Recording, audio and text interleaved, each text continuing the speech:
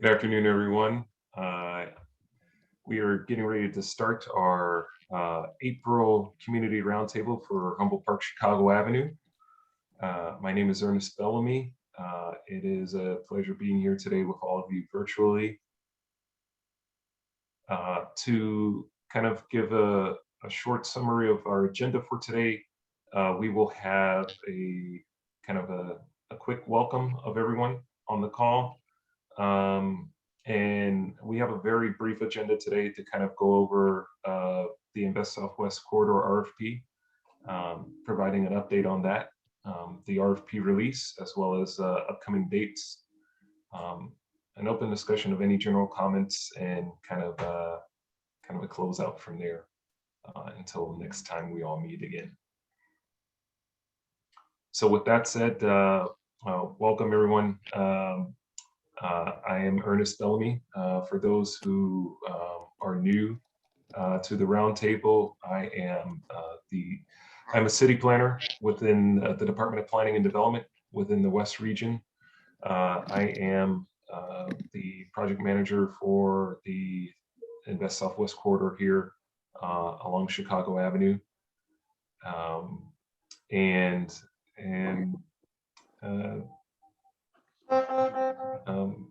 additionally, the project manager or the corridor managers are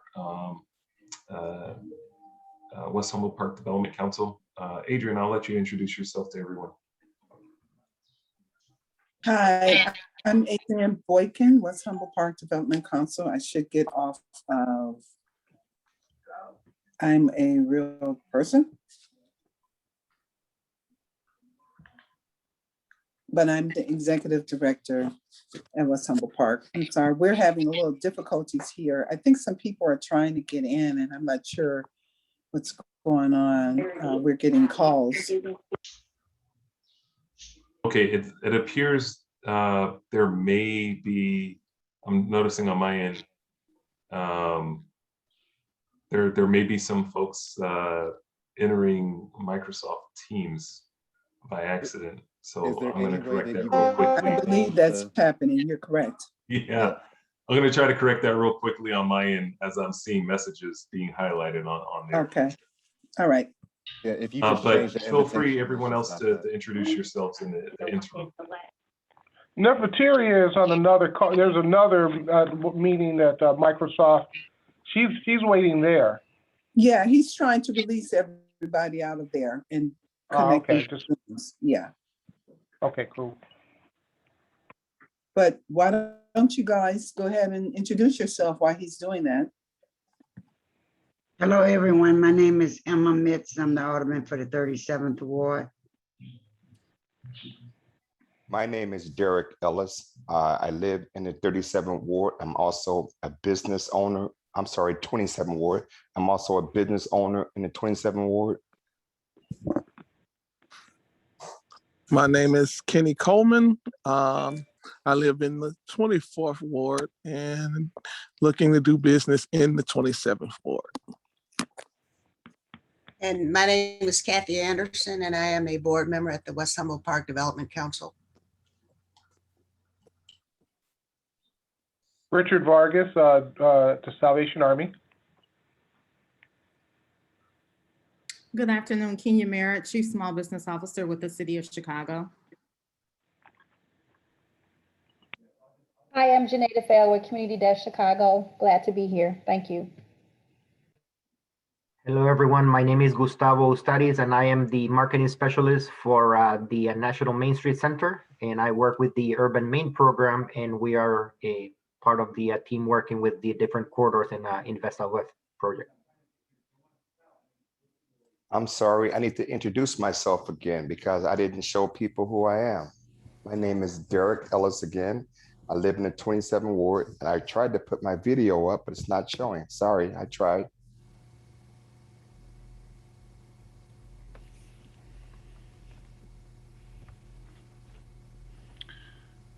Good afternoon, everyone. I'm John Groney. I'm the director of the West Side Hub of NHS here at the corner of Chicago Central Park, where we've been since 1995. helping homeowners make improvements, save money, avoid foreclosure, first-time home buyers buying, and of course, looks like I might be displaced for a couple years.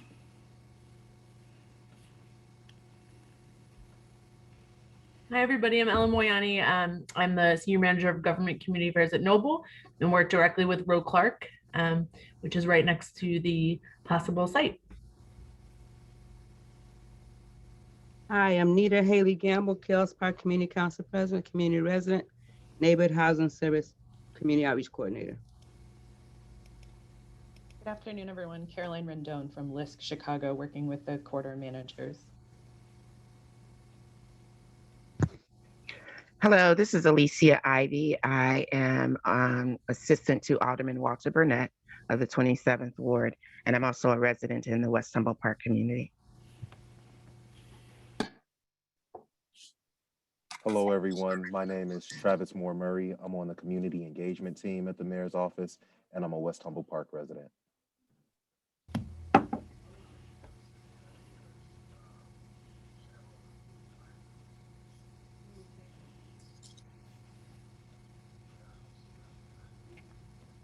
Is there anyone else? I know Ernest is still trying to release people from the team that was attached to the Zoom, so he should be right with you. Well, I'm right here. Oh, Welcome welcome back.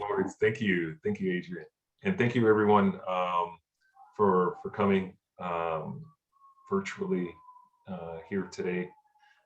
It's great to see familiar faces back and welcome new faces to the group. So without further ado, wanted to talk about the Invest Southwest Quarter RFP. As an update to you all, the RFP has been released. It was released this past Friday, April 23rd.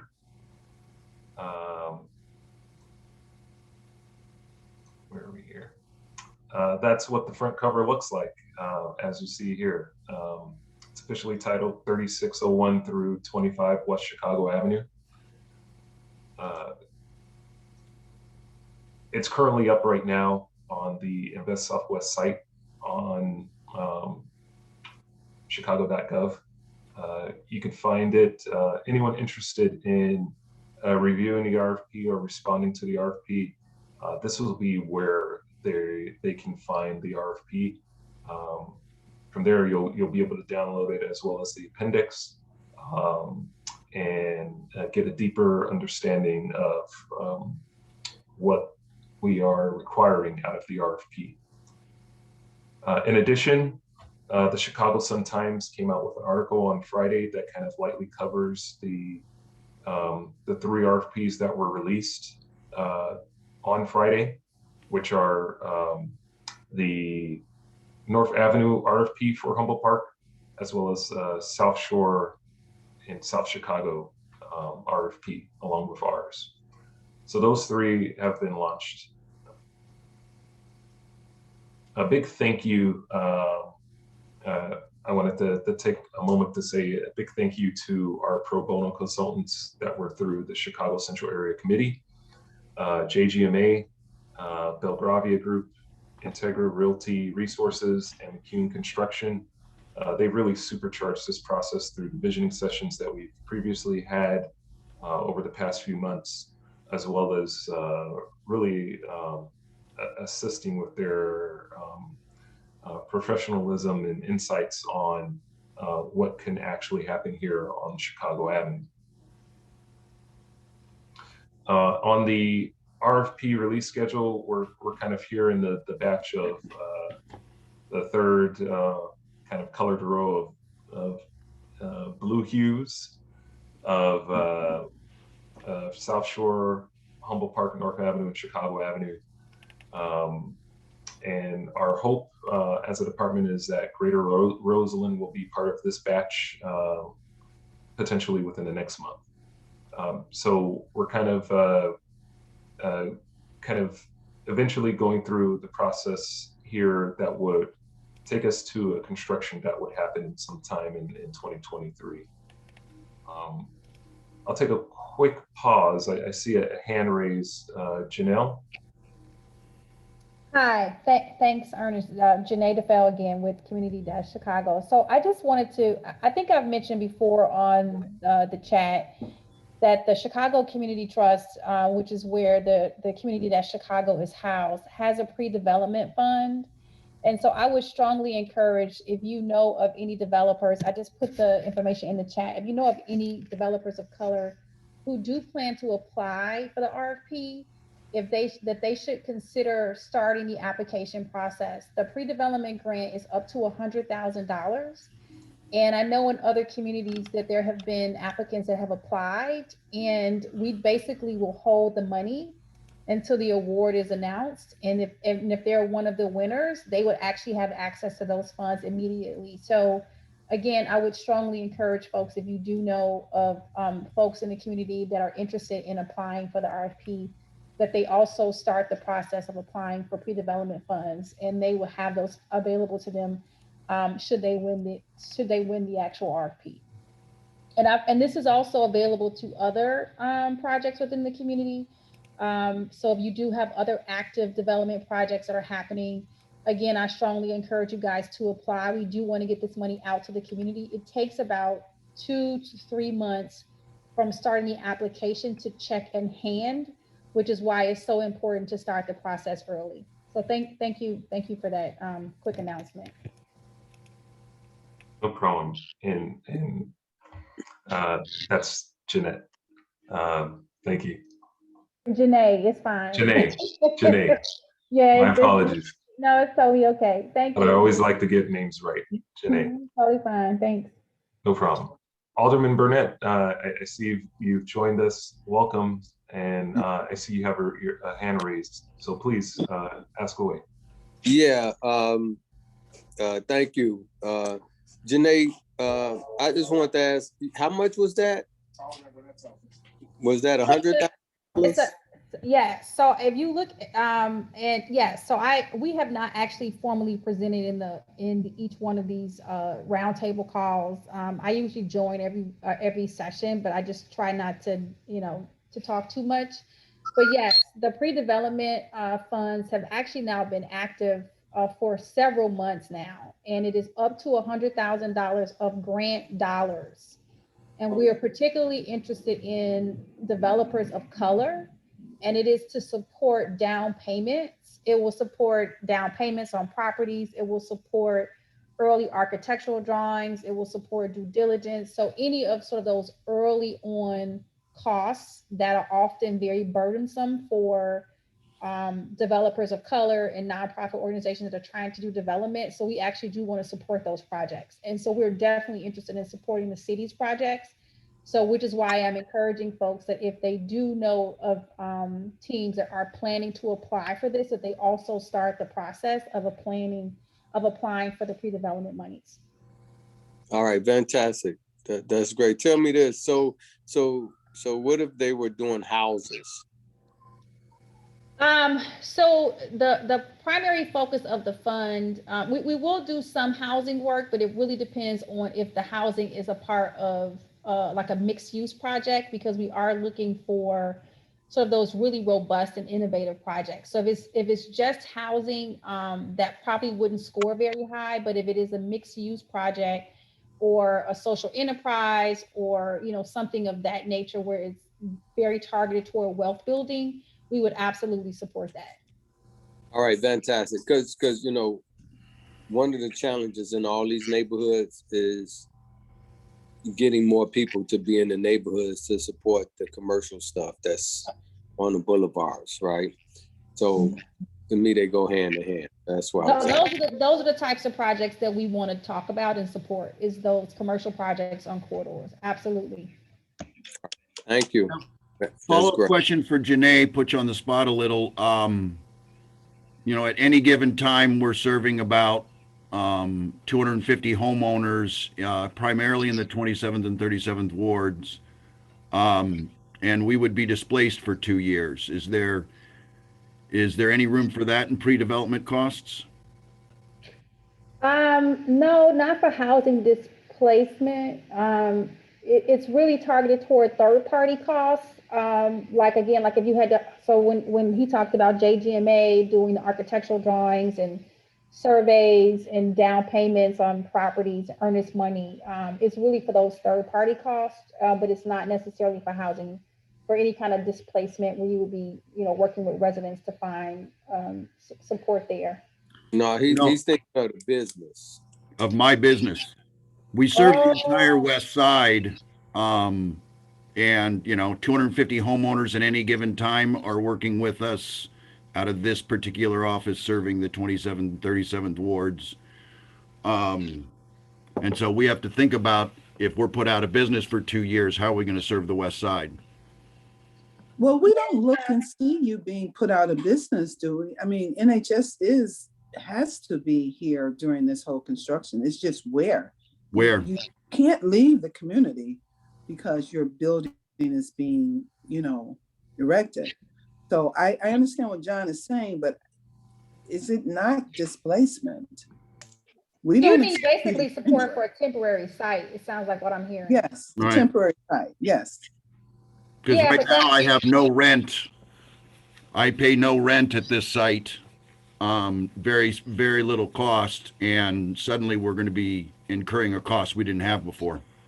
Yeah, so maybe we could just in the interest of time, we could take this offline. But I think how you could address that is if you were coming back to the same building that's being renovated, that developer or that owner of the building that's being renovated could put that as a cost to have you move to a temporary location. Does that make sense? Yeah, got a lot of homeowners that, rely on us. Yeah, and John, I would say that to kind of add in to what Adrian was saying, I think a critical part of the RFP in kind of working with the higher ups at NHS is making sure that you all stay active and present, not only along the corridor, but continue the quality service that you all provide. So our hope and intent is that while a temporary shift through this process, that you'll continue the great work that you all do. I'll share my contact information in the chat. Happy to talk further about it. And for all, I have up on the screen just a little bit of that info that Janae dropped in the chat. So definitely look to the chat for more follow-up contact info, as well as to the website link you see on your screen for more information on pre-development funds.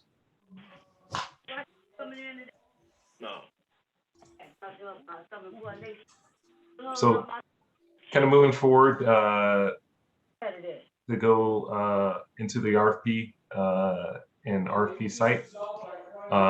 As a quick recap of the prior few roundtables and the visioning sessions, we looked at kind of 4 different sites along the corridor and narrowed in on the 3625 West Chicago site as being an optimal opportunity in the middle of the corridor to kind of stand up an RFP. We initially looked at the site, which is currently a vacant property, as a potential at the heart of the corridor with a lot of potential to really galvanate the heart of the corridor with new development. But we also looked at what opportunities can be sought out of the site, given that it is very tiny. How can we expand upon this as a RFP opportunity? Some of the initial kind of designs we looked at in the initial visioning session are kind of what you are seeing on the screen here, of thinking of how can this be a space that can be a neighborhood amenity, but also have some levels of commercial retail component towards it. Subsequently, beyond the first visioning session, we've had conversations with NHS about their property, which John's at right now. NHS, a long time critical key component of our corridor since the mid-90s. If we look at their site as a potential of expanding this RFP opportunity and vacate the alley that's in between, how can this site overall really stand up something that would help to revitalize the corridor? So kind of a little bit of an aerial of the site. You can kind of see here outlined of everything combined, and kind of that breakup that we saw a little bit earlier. The RFP, or at least the site, the 3625 site here, kind of in a dashed red with the NHS property in the shaded yellow, in purple, the vacated alley. From there, kind of going into some of the items within the RFP, we looked at can we incorporate all these different aspects of affordable rental housing, of the ability to live, the ability to play, as well as parking spaces, and what's currently existent. The real dynamic part of the NHS site of not only the quality services that they provide, but what they provide back to the community, as in opportunity and space for farmers market to be facilitated in the summer months, but also what can happen with a reimagined site of shopping, the potential of working or meeting, or even playing in the space. So diagrammatically, this is what's visioned in the RFP as kind of like a guidepost for those who are responding to the RFP of how can this site be looked at as a collaborative, cohesive site. So subsequently, within the RFP, there is approximately 5,500 square feet of space for NHS to service the west side in a more enhanced manner. Opportunity for community amenity space of 3,000 square feet. A plaza space that's right at the corner of Chicago Avenue and Central Park Avenue, which kind of helps to retain some of the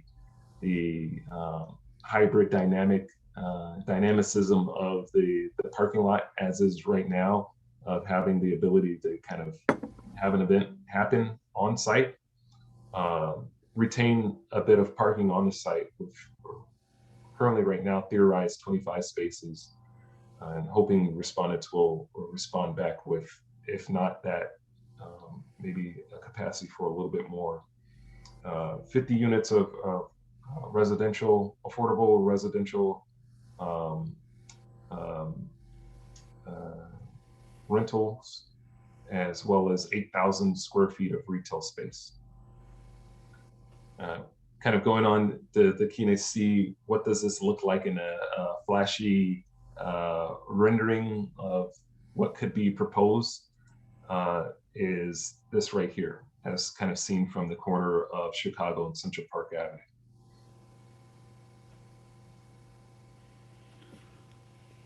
So kind of pulling a little bit further back.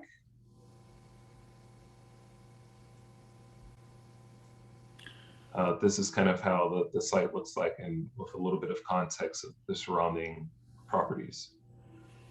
I see that Ellen is written in the chat if the lots on Monticello are for sale. No, it is for sale. Oh. There's a lot on Monticello that is like, it would be in the back. I mean, if you go back, Ernest, actually, to the site plan. Yeah, yeah. But I'm just like, as an FYI, so you see, right, yes, that lot right there. Yeah. Which I still haven't ever gotten a hold of the owner, but there is a resident that's now cleaning it up. That lot is for sale for 100,000 on Zillow right now. And so possibly parking or something, I don't know. I was just bringing it up to let everybody know that that is on sale. Is it 100,000 for both lots or for the two lots together? I can't remember. For the two lots together, John. The whole shebang. Yeah, because my concern is how do you add 50 units of apartment and we only have 25 parking spaces? Yeah. When the team kind of looked at what the potentials were for the site, one of the things that we've I would say looked at in the city is considering that Chicago Avenue is considered a premium transit corridor. It is a priority corridor, which we've kind of stood up as a corridor that you can have some incentives for reduced parking. And subsequently, you're starting to see some of the enhanced service that's going on Chicago Avenue as of right now. There's a few electric buses that have been added to the fleet that services Chicago Avenue. That whole, pardon me, the entire 66 bus route in the near future will be serviced by all electric buses. It is seen as a corridor that will have pretty rapid service up and down the corridor. So subsequently, within the proposal, some of those reductions were looked at as far as parking goes. But to your point, John, and I see you shaking your head like, yeah. Come on, man. Like, come on, 50 apartments, they're going to have what, 4 cars between 50 families? Have you ever seen parking on Central Park? It's a nightmare. Yeah, in all reality, we know that all of us here know that everyone enjoys the comfort of driving their own cars. We want to do our best as a city to incentivize alternative modes of transportation. But as Ellen has pointed out, that lot or lots that are for sale, in this whole process, I've been in contact with the property owner. I've been able to reach out to the property owner with regards to this RFP process. So while it's not included in the RFP, if a respondent responds back with looking at that as an opportunity for an expanded parking, that's a win-win for all of us. It's totally up to the respondents of if they want to kind of reach out and add that in. But in purposes of the RFP, kind of wanted to balance what basically what we want them to target as this is the redevelopment versus, if you want to go outside the boundaries of that and feel that's your key to a winning proposal, you can go ahead and do that if you want to. But the RFP, the boundary is kind of like, here's the rules. What can you do with the rules? So if a respondent looks at those properties and wants to include that,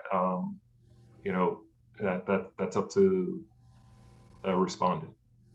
So, excuse me, Alderman Burnett. So did you all have any type of parking requirement in the RFP or no? We don't spell out anything explicitly. They're the only things that people have to adhere to is kind of current zoning. We will entertain a change in zoning, but given the zoning, we spell out within the RFP that this is a TSL, transit served location.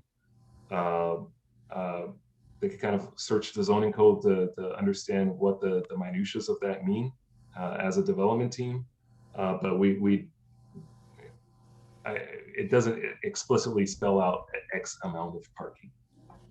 So tell me also, Ernest, I'm sorry for calling you John. So there is no John mistake today. right.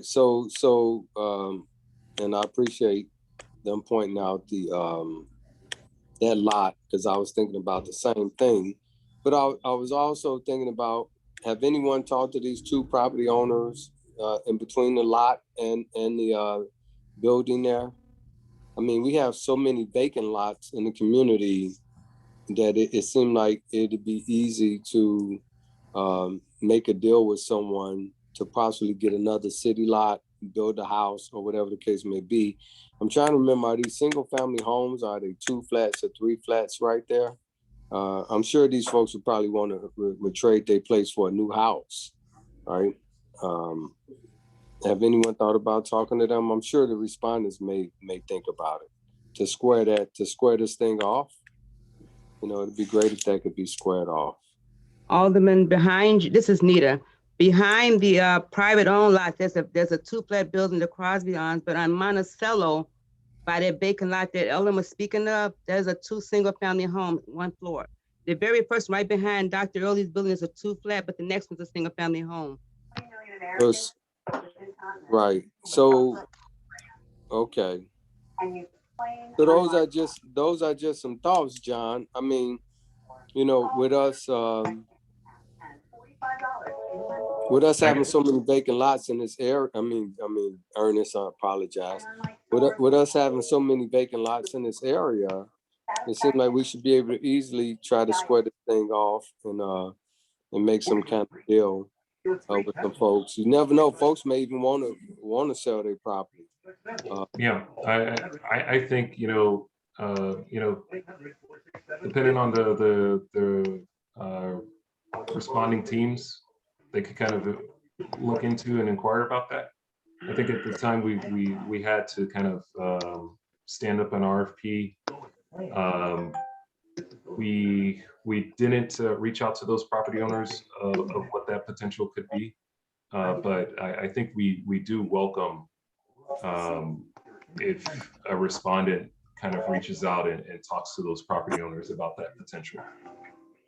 And then Ernest, the rendering that you all showed there is, I mean, do someone have to build that exact rendering, or that's just like a place setter, so to speak? It's a place setter. So it's what the kind of through the past engagement sessions have been. This is what the pro bono team put up as kind of like a vision of considering everyone's collaboration thus far. And so a responding team, ideally, I would say they don't have to meet this one-to-one. But what they should look at is that mix kind of seen here of what the specifics are. Definitely NHS wants 5,500 square feet. So they better have 5,500 square feet.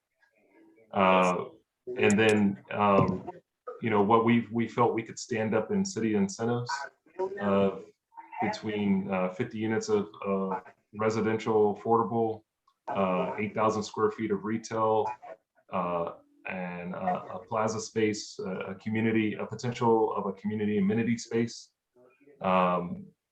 This is something that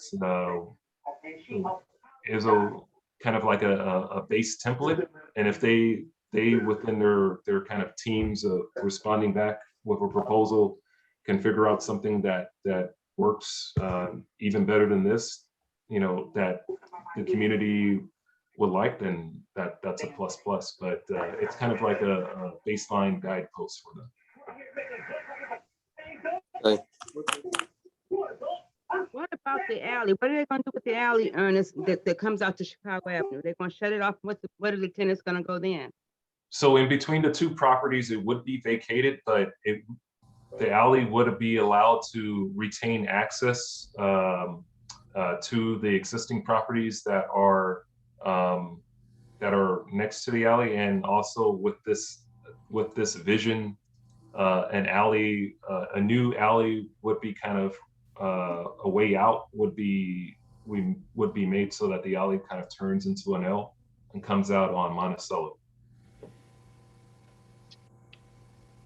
So, I mean, for this vision, that's what's shown with the alley. But a respondent to the RFP, if they find a more creative way to rework the alley, whether it be coming out on Monticello or coming out on Central Park Avenue, or a dynamic proposal that retains the alley coming out on Chicago Avenue, they can explore what that looks like.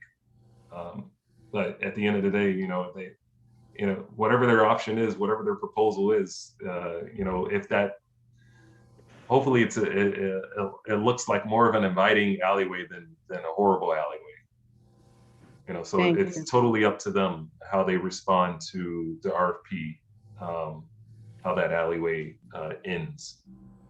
Next question. Does it have to have 50 residential units?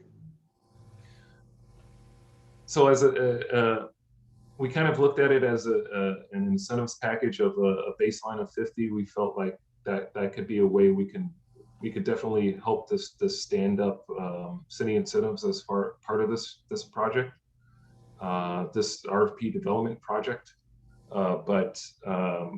So we've kept that in as a baseline of, yes, it should incorporate 50 units. So basically, Ernest, you're saying that this is a way that you can leverage some of the affordable housing dollars from the Department of Housing in order to help supplement this development. Correct. Chicago Avenue is not safe for children raised on Chicago Avenue like that. That's too many children. And you know it's going to be a family with children. That's a lot. Did you all consider that? It don't necessarily have to be it could be single people residency too on Chicago Avenue.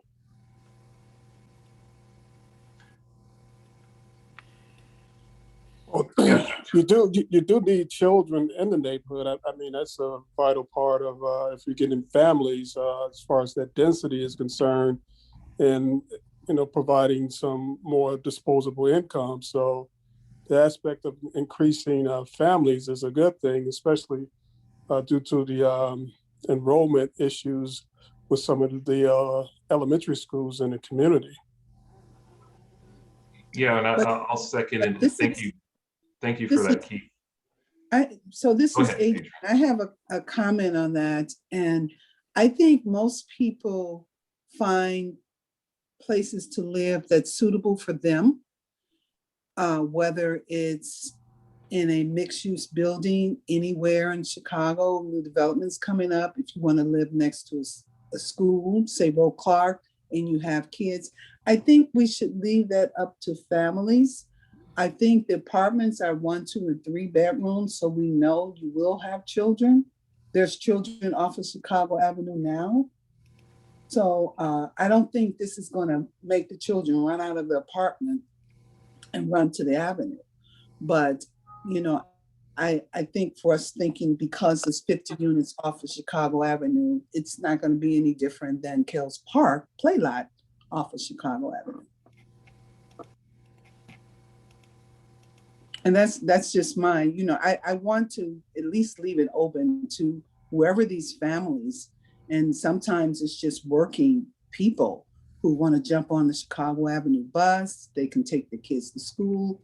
I think we should leave it up to those individuals if they are interested in the development. Isn't that fair?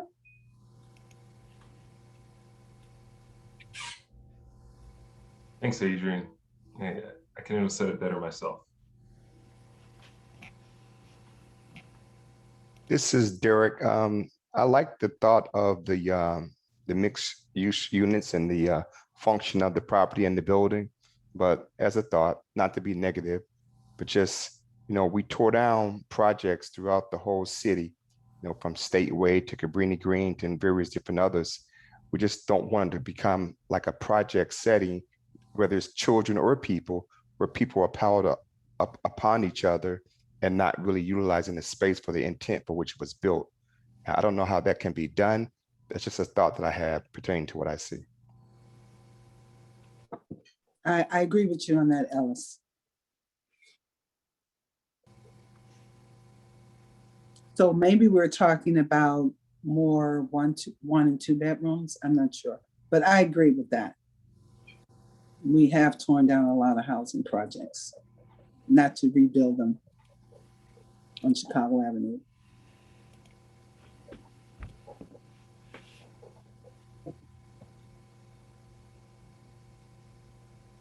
Okay. Any other comments?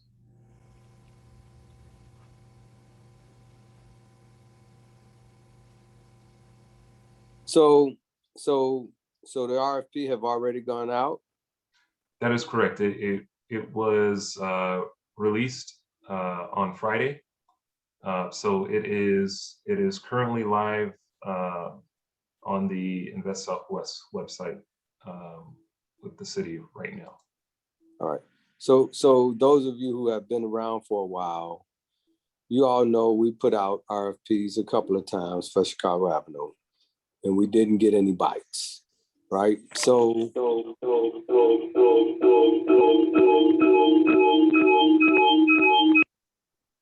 I think, so hopefully we will get a bite here, right? And hopefully this will potentially attract more potential development on Chicago Avenue.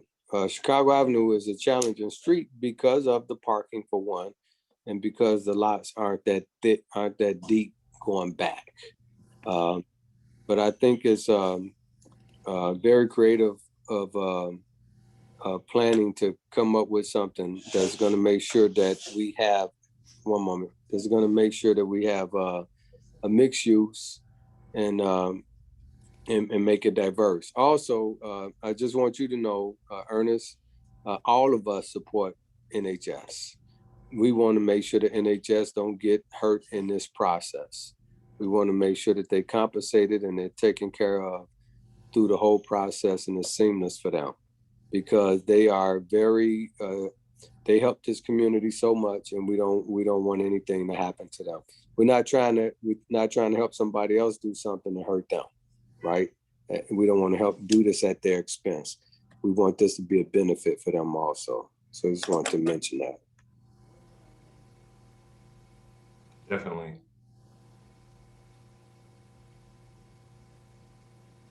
And so I'm gonna kind of go forward with a few different next steps for the RFP. So there is a pre-submission conference that is on May 13th at 2 p.m. This will be a Zoom conference. The link is not, we don't have the link yet for it, but I will email out what that link will be for the Zoom conference. Further info will be available on the Invest Southwest website, chicago.gov/investsw. And then after that, we have a pretty decent period of time before submissions are due in. Submissions will be due August 31st at 4 p.m.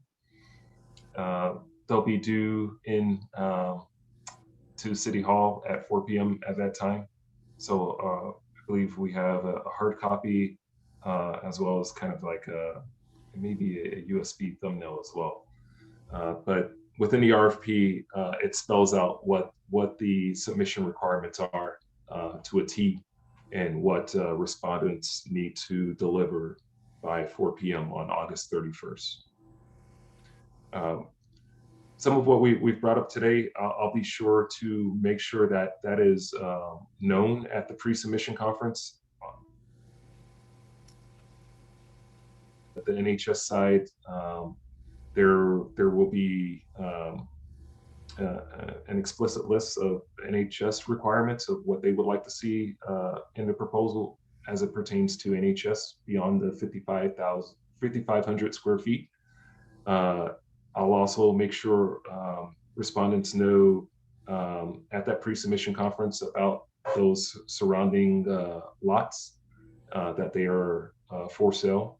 and that if they want to go outside the bounds of the RFP to include that in a creative way in their proposal, they could look towards that. So as they choose.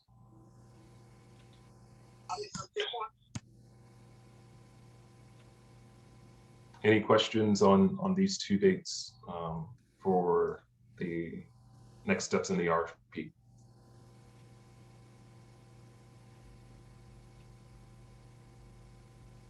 Okay.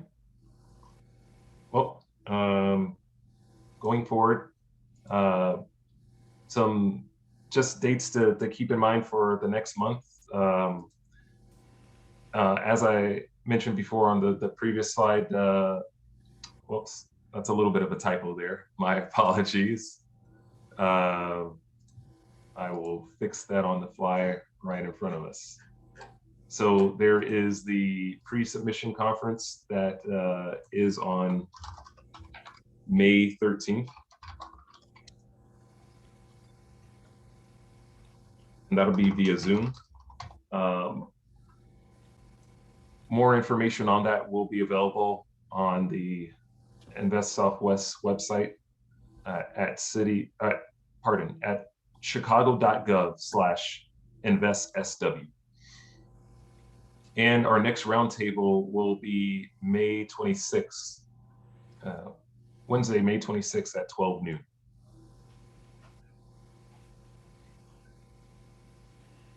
Any final questions or comments before we wrap up for this month's community roundtable?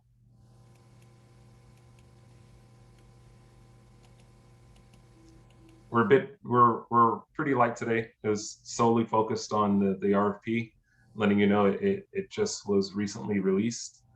I look forward to who will show up at the pre-submission conference and the myriad of questions they have. I'll make sure that, as always, what we share here in the roundtable kind of make sure it sings through well with the respondents, and they know the community wishes as fervently as you've mentioned to me. In addition, I wanted to give a light update on NOF, which the deadline ended a few weeks ago. We as a city, we're going to start reviewing those proposals that have come in, and I'll have more updates on where that next round of NOF stands at our next meeting at May 26th. Hey, Ernest, this is Derek again. Regarding the link for the NLP, how is it you can get in contact with that link or access to it rather? Yes, so the RFP link, I meant to dump in the chat it as well. So I will dump it in the chat as well. So matter of fact, let me see. I'll share my screen again. Thank you. No problem.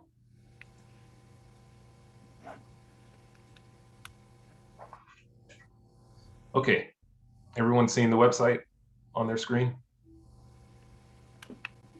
Great. So from the chicago.gov InvestSW, it's a short link that'll take you to the Invest Southwest page. As you see here, it's a longer name, but it's simple to just say chicago.gov InvestSW. That short link will give you this longer link as you see up here.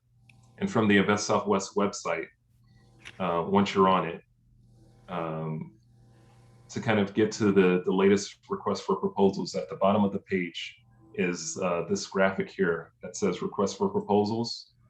That'll take you to the next page that shows you the current RFPs that are available, as well as the prior RFPs. The three at the very top are the Invest Southwest Quarter RFPs. There's an additional RFP for 5021 South Wabash.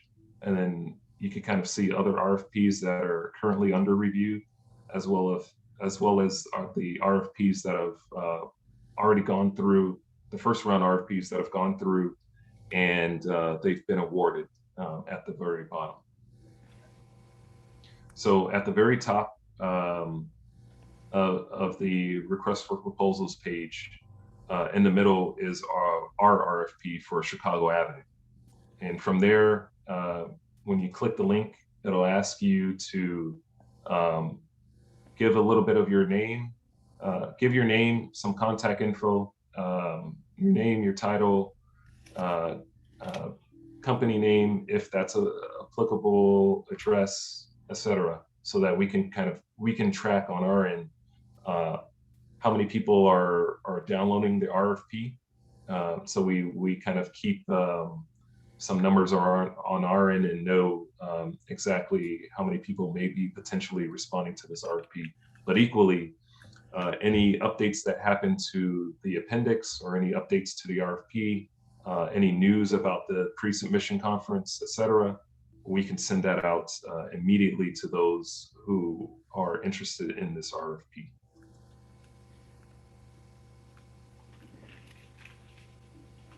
Thank you for that. No problem. Any other questions?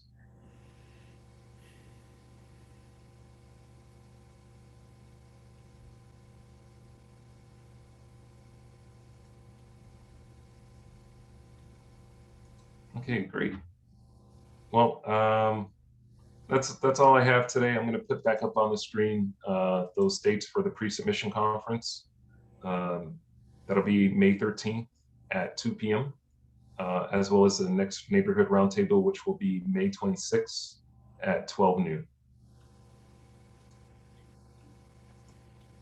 So that's all for today. I look forward to seeing you all again virtually at the end of May, and keeping you updated on not only the RFP process, but any of the city incentives and opportunities that are available for all, that are available at that time, as well as giving an update on NOF and other city incentives. Thank you all for your time, and I'll see you then. Thank you, Ernest. Thank you, everyone. Thank you, Ernest. Thank Take you. care. Take care. Thank you.